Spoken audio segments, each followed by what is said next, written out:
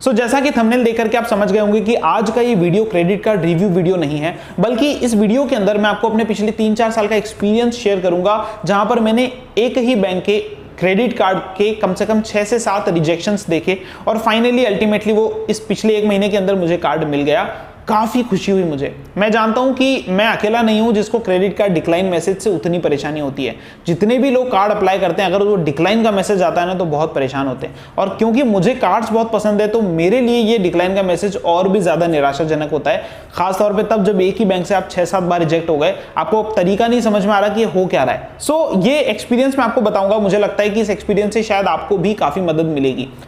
ये credit card review video नहीं है, बट उससे थोड़ा सा बढ़कर है। इसके साथ में एक और एक्सपीरियंस शेयर करूंगा जहां पर एसबीआई का कैशबैक कार्ड डिक्लाइन होने के बाद में फिर कैसे वो आगे बढ़ गया, अप्रूव हो गया, वो भी बताऊंगा। शुरू करते हैं। 4 साल पहले या 3 साल पहले से मैं अलग अलग एक्सिस बैंक के कार्ड के लिए अप्लाई कर रहा था। जब फ्लिपकार्ट क्रेडिट कार्ड आया वो तो मुझे काफी पसंद आया था देख करके, उसको भी अप्लाई किया, वो भी रिजेक्ट हुआ। उसके बाद में फ्रीचार्ज क्रेडिट कार्ड आया, उसको भी अप्लाई किया, वो भी रिजेक्ट हुआ। एस कार्ड, वो भी रिजेक्ट हुआ, और भी कार्ड्स रिजेक्ट होते चले गए। जब भी अप्लाई करता उसके 2 दिन में जब डिक्लाइन का मैसेज आता काफी परेशान होता। मैं कस्टमर केयर से बात करता, ईमेल करता एक्सिस बैंक को, एक्सिस बैंक के सोशल मीडिया प्लेटफॉर्म पर उनसे पूछता, बट कहीं पर भी कोई आंसर मुझे नहीं मिलता। सिर्फ एक लेटर आता है घर पर, जहां पर लिखा होता है कि इंटरनल पॉलिसीज की वजह से वो कार्ड आपका अप्रूव नहीं हुआ है। अगर आपको नहीं पता है तो मैं एक बात और बताता हूं। आरबीआई का जो क्रेडिट कार्ड का मास्टर सर्कुलर है उसके अंदर ये साफ तौर पर आरबीआई ने मेंशन कर रखा है कि अगर कस्टमर का कार्ड डिक्लाइन होता है तो बैंक की रिस्पॉन्सिबिलिटी है कस्टमर को कन्वे करना वो स्पेसिफिक रीजन जिसके चलते वो कार्ड डिक्लाइन हुआ है। बट बैंक्स हर बार एक ही वर्ड लिखती है, इंटरनल पॉलिसीज, और वो कहती है कि आरबीआई गाइडलाइन का पालन हो गया, यहां पर कंप्लाई हो गई, क्योंकि हमने स्पेसिफिक रीजन दे दिया कि इट इज इंटरनल पॉलिसी की वजह से वो रिजेक्ट हुआ है। फॉरेन बैंक्स की अगर आप बात करें तो वहां पर काफी डिटेल में वो रीजन लिख करके देते हैं। फॉर एग्जांपल, अगर किसी बैंक का 6 महीने का रूल है कि 6 महीने के अंदर आपका कोई कार्ड एप्लीकेशन नहीं होना चाहिए, कोई भी नहीं होना चाहिए, तो ऐसे केस के अंदर अगर आपका कार्ड डिक्लाइन होता है तो वो लिख करके देते हैं कि कौन सी डेट को एप्लीकेशन उनको मिली और इस वजह से उसका कितने दिन बाकी है जिसकी वजह से वो रिजेक्ट कर रहे हैं कार्ड के एप्लीकेशन को। बट इंडिया के अंदर इंडियन बैंक जो है वो उतना फॉलो नहीं करती है। मैं काफी परेशान हुआ, मुझे पता ही नहीं चल रहा था। फिर 1 साल के अंदर, मतलब यानी कि 2021 के स्टार्टिंग में लगभग, मैंने किसी तरह से ये पता लगवाया कि ऐसा क्यों हो रहा है। मुझे पता चला कि कहीं ना कहीं मेरे पैन के अगेंस्ट में एक फ्रॉड मैपिंग हो गई है, और मुझे समझ में आ गया कि यार ये फ्रॉड मैपिंग तो ऑब्वियसली गलती से ही हुई है, क्योंकि आज तक मैंने कोई भी फाइनेंशियल ट्रांजैक्शन में कुछ भी गड़बड़ नहीं की है। इतना समझ में आ गया कि कुछ तो प्रॉब्लम है। अब being in a banking industry, मैंने काफी लोगों से बात की, इवन एक्सिस के भी काफी ऑफिसर से बात करी, तो या तो उनको इसके बारे में पता नहीं था, या फिर पता था भी तो इसका सॉल्यूशन नहीं पता था, और इसको हंटर मैच बोलते हैं। अब वो हंटर मैच जो है, exactly it is not a fraud, but Hunter match जो है वो कहीं ना कहीं एक सस्पिशियस बोरोवर कहलाता है। इसका सॉल्यूशन मुझे कहीं नहीं दिखा, ना यूट्यूब, ना ब्लॉग, ना वेबसाइट्स, कहीं पर ढंग से नहीं मिला कि सॉल्यूशन क्या है। अभी ये परेशानी तो थी।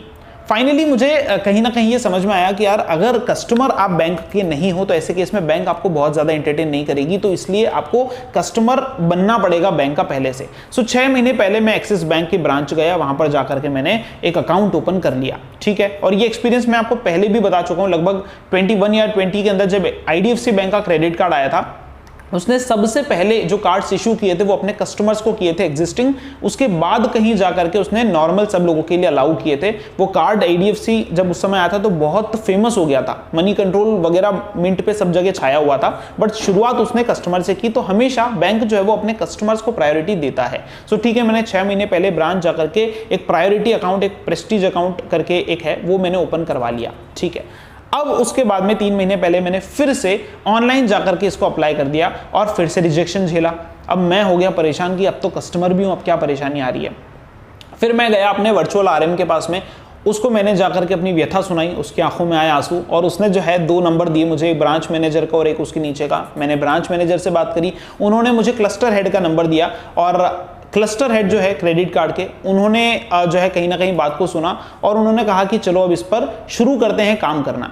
अभी उन्होंने काफी सारे मेल्स डाले और पता किया कि वो क्या है, और एग्जैक्टली वही प्रॉब्लम आया, हंटर मैच आ गया। और अब जब ये हंटर मैच आया तो उसके बाद में उन्होंने उस पर ईमेल्स डाले, कहीं ना कहीं उस पर काम किया और उसको हटवाया वहां से, क्योंकि मैं जो हूं, मतलब मेरा प्रोफाइल सही प्रोफाइल है, उसमें कोई परेशानी नहीं है, ऐसा कोई ट्रांजैक्शन नहीं हो रखा। सो फाइनली उसको क्लीन करवाया और उसके बाद में जाकर के ये कार्ड जो है वो अप्रूव हुआ है। सो ये इतनी लंबी जर्नी रही इस कार्ड के लिए। पिछला जो एक्सिस बैंक का कार्ड मैंने वीडियो बनाया था वो किसी और का कार्ड लेकर के बनाया था, बट फाइनली अब मेरा खुद का जो है ये कार्ड मुझे मिल चुका है। सो ये स्टोरी है इसकी, और इस सभी का श्रेय जो है वो सौरभ को जाता है, जो कि क्लस्टर हेड हैं और अंधेरी के क्लस्टर हेड हैं। काफ़ी अच्छा काम किया उन्होंने, और मतलब मैंने उनको काफ़ी सारा थैंक यू बोला हुआ है। सो ये ऑब्वियसली सारे ऑफिसर्स इतना अच्छा काम नहीं करते, बट स्टिल इसके दो ही रीजन से ये अल्टीमेटली कार्ड अप्रूव हुआ। पहला तो एक एग्जिस्टिंग रिलेशनशिप है, और दूसरा कि आपके जो ऑफिसर जिनसे आपकी बात हो रही है, यहाँ पर मेरे पास में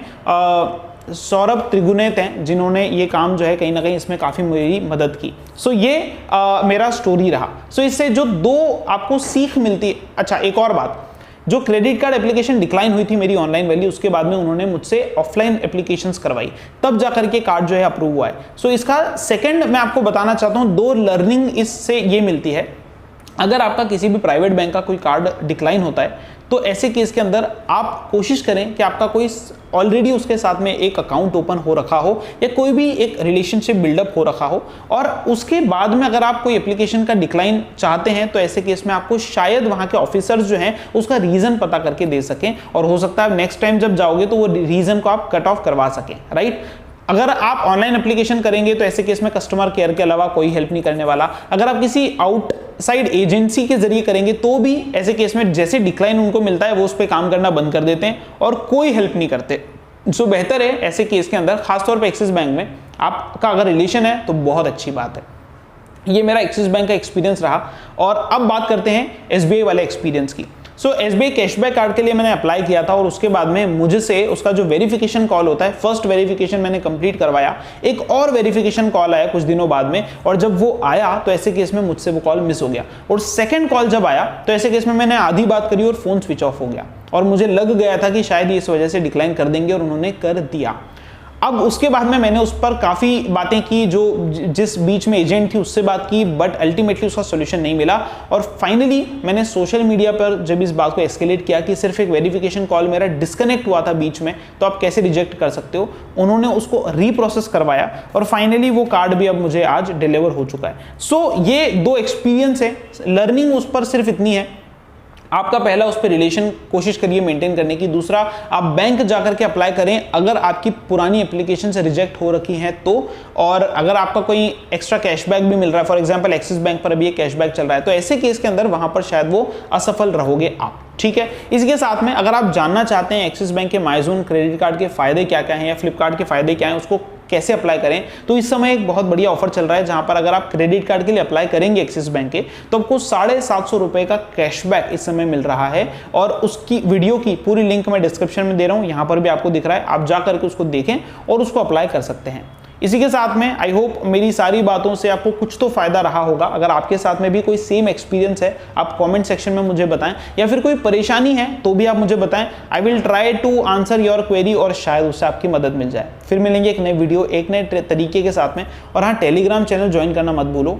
अगर आपने नहीं ज्वाइन कर रखा है तो उस चैनल पर जाओ टेलीग्राम के, और उसको जरूर से ज्वाइन करो। आप लेटेस्ट ऑफर्स का फायदा उठा सकते हो, डेली बेसिस पर आते रहते हैं। कुछ समय पहले पूरे 1 साल का मनी कंट्रोल फ्री में मिला, अभी इस समय काफी वाउचर उस पर मिल रहे हैं। जरूर से ज्वाइन करना। Thank you so much. जय हिंद, जय भारत।